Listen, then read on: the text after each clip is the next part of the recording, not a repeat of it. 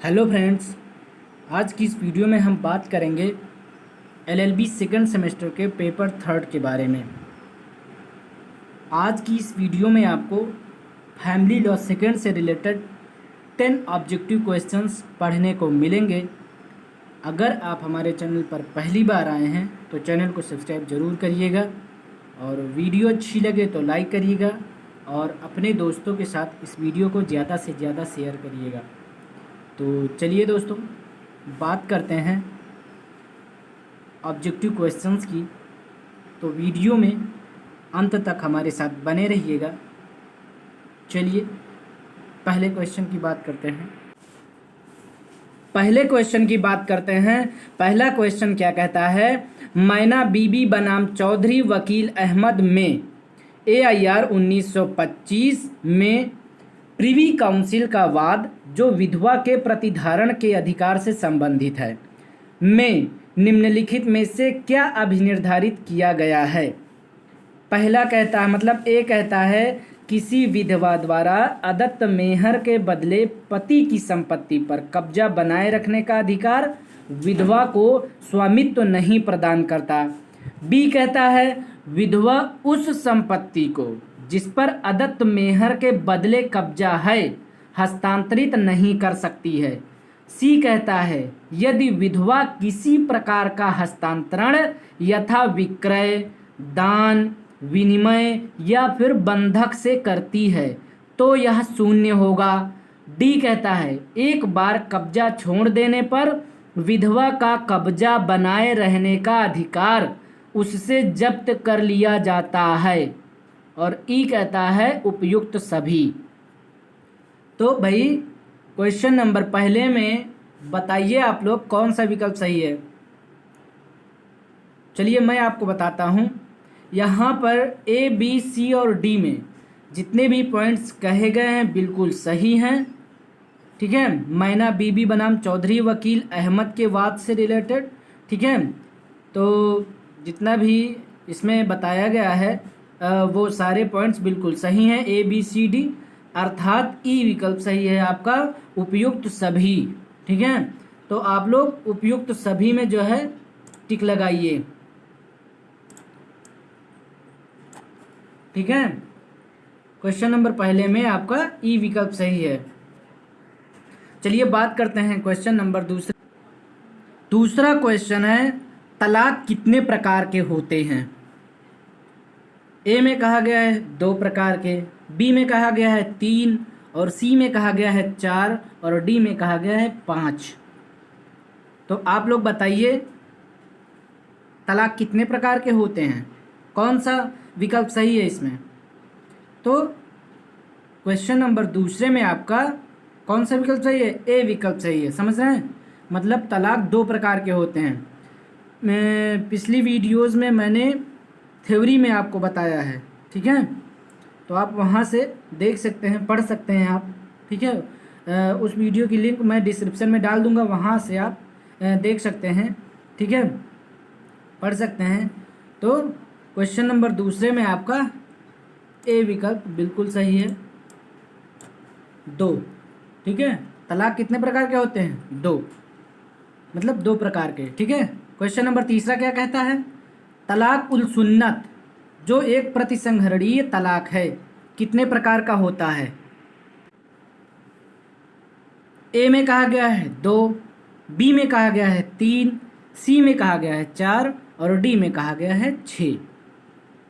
तो आपको बताना है कि जो एक प्रतिसंहरणीय तलाक है वो कितने प्रकार का होता है। तो वो भी 2 प्रकार का होता है। कौन सा विकल्प सही होगा? ए विकल्प। ठीक है, आगे बढ़ते हैं क्वेश्चन नंबर 4 की तरफ। क्वेश्चन नंबर 4 क्या कहता है? तलाक का सबसे अच्छा तरीका जिसमें तलाक शब्द को केवल एक बार उच्चारित करना पड़ता है। ध्यान से सुनिएगा, बहुत ही इंपॉर्टेंट क्वेश्चन है। तथा उच्चारित करने के बाद भी पति पत्नी में समझौता हो सकने के लिए पर्याप्त समय रहता है तो वो पर्याप्त समय कहलाता है। क्या कहलाता है?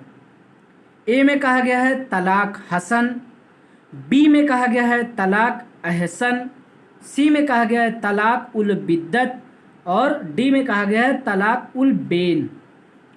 अब आप बताइए कि वो जो पर्याप्त समय रहता है वो क्या कहलाता है। 4 विकल्प दिए गए हैं, बताइए कौन सा विकल्प सही है।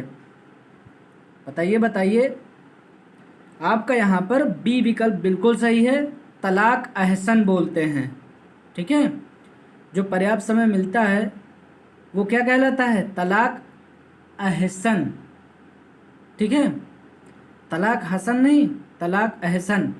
मतलब यहाँ पर आपका बी विकल्प बिल्कुल सही है, मतलब बी ऑप्शन सही है। ठीक है, तलाक अहसन बोलते हैं। अब बात करते हैं क्वेश्चन नंबर 5 की।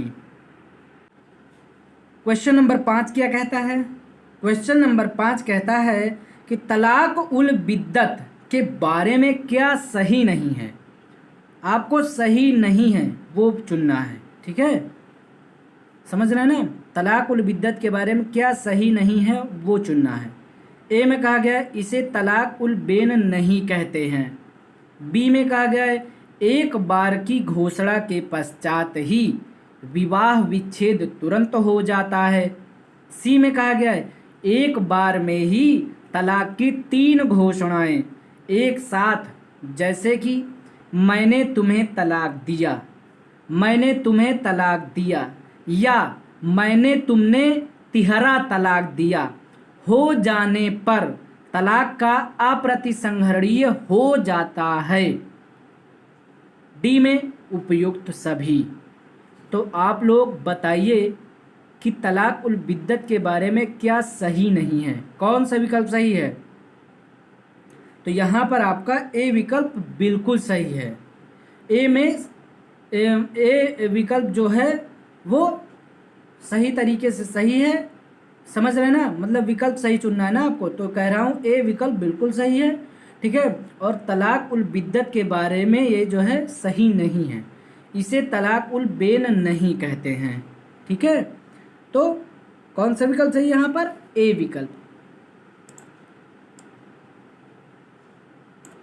ठीक है, इसे तलाक उल बेन नहीं कहते हैं। आगे बात करते हैं क्वेश्चन नंबर 6 के बारे में। क्वेश्चन नंबर 6 क्या कहता है। क्वेश्चन नंबर 6 कहता है तलाक के बारे में शिया और सुन्नी में क्या सही है।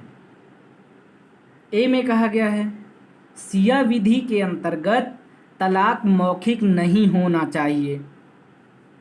बी में कहा गया है सुन्नी विधि में तलाक मौखिक तथा लिखित दोनों ही हो सकता है। और सी में कहा गया है ए और बी दोनों सही हैं। डी में कहा है उपरोक्त में से कोई नहीं। कौन सा ऑप्शन सही है, चलिए बताइए। क्वेश्चन नंबर 6 में कौन सा विकल्प सही है।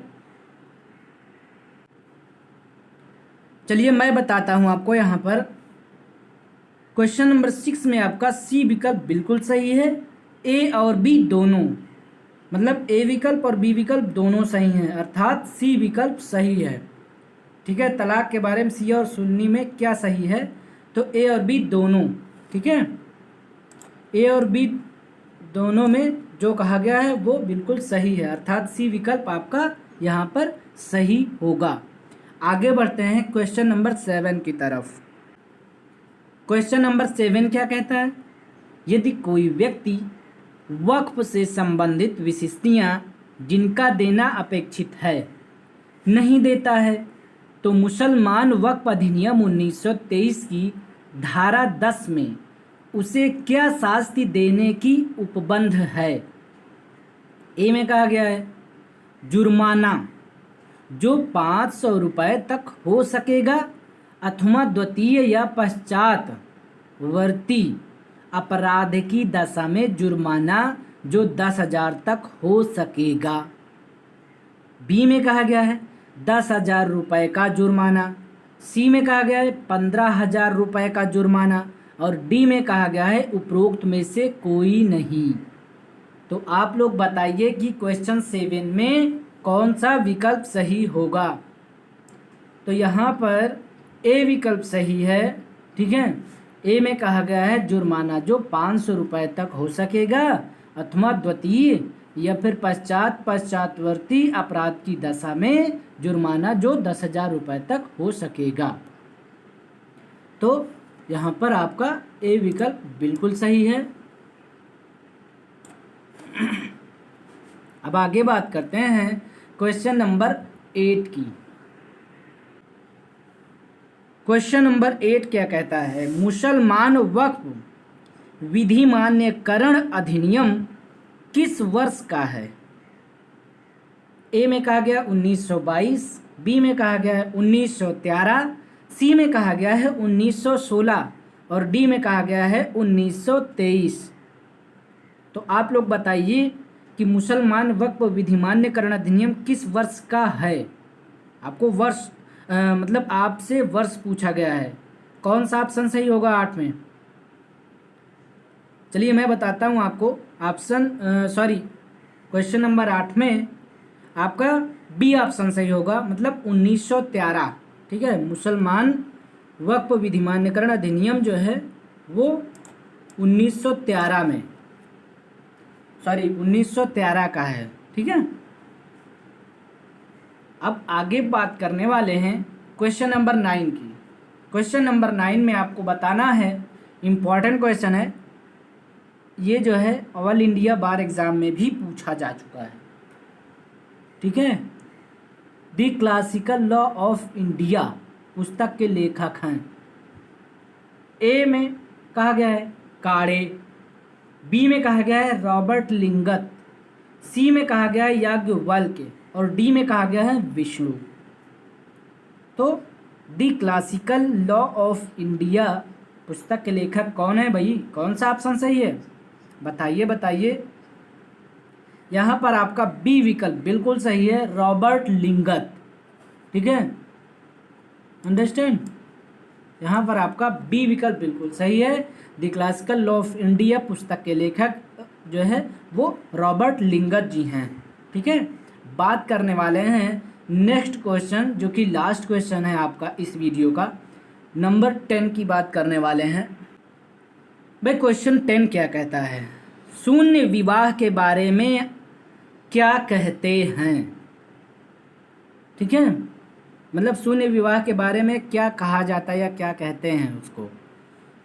ए में कहा गया है यह आरंभ से ही शून्य होता है, बी में कहा गया है यह बाद में शून्य होता है, समझ रहे ना, और सी में कहा गया है कि भैया शून्य करड़ी के समान है, और डी में कहा गया है उपरोक्त सभी, मतलब ए बी सी सभी सही हैं, डी में कहा गया। तो आपको सही ऑप्शन बताना है कि क्वेश्चन नंबर 10 में कौन सा विकल्प सही होगा। चलिए बताइए। चलिए मैं आपको बताता हूँ, यहाँ पर ए विकल्प बिल्कुल सही है, मतलब शून्य विवाह के बारे में हम ये कहते हैं कि यह आरंभ से ही शून्य होता है, ठीक है। तो आप यहाँ पर ए में टिक लगा लीजिए, यह आरंभ से ही शून्य होता है। तो आई होप कि आपको वीडियो पसंद आई होगी। ये सारे क्वेश्चंस जितने भी बताए गए हैं इस वीडियो में सारे तैयार करते चलिए आप लोग, ठीक है। जितने भी वीडियोज अभी तक मिले हैं आपको ऑब्जेक्टिव से रिलेटेड, मल्टीपल चॉइस क्वेश्चन से रिलेटेड, सेकंड पेपर मतलब फैमिली लॉ सेकंड, ठीक है। तो LLB सेकंड सेमेस्टर से रिलेटेड फैमिली लॉ के जो है ऑब्जेक्टिव आपको मिल ही रहे हैं, ठीक है। आपको आपके सेमेस्टर से रिलेटेड मतलब LLB सेकंड सेमेस्टर वाले ध्यान दें। कॉन्ट्रैक्ट लॉ सेकंड जो है आपका, सॉरी स्पेशल कॉन्ट्रैक्ट भी बोलते हैं उसको, सही बोला है हमने, कॉन्ट्रैक्ट सेकंड, ठीक है। तो स्पेशल कॉन्ट्रैक्ट जिसको हम कहते हैं, तो उसकी भी वीडियोज मतलब ऑब्जेक्टिव मिलने वाले हैं आप लोगों को, ठीक है। तो आप लोग धीरे धीरे तैयारी करते चलिए, ठीक है। 1 से 2 वीडियोज आपको डेली मिलेंगे आपके सेमेस्टर से रिलेटेड, ठीक है। तो आप लोग जो है सतर्क रहिए, और अभी तक हमारे चैनल को सब्सक्राइब नहीं किया, आप पहली बार आए हमारे चैनल पर, तो चैनल को सब्सक्राइब करके बेल ऑन कर लीजिए ताकि मैं जब भी वीडियो अपलोड करूं आपको नोटिफिकेशन के माध्यम से जानकारी मिल जाए और आप वीडियो टाइम से देख सकें। ठीक है, और आप अपने दोस्तों को भी इस वीडियो को ज़्यादा से ज़्यादा शेयर करें ताकि आपके दोस्त लोग भी अपने एग्ज़ाम की तैयारी कर सकें। ठीक है दोस्तों, तो अब हम आपसे नेक्स्ट वीडियो में मिलेंगे। बहुत बहुत धन्यवाद दोस्तों।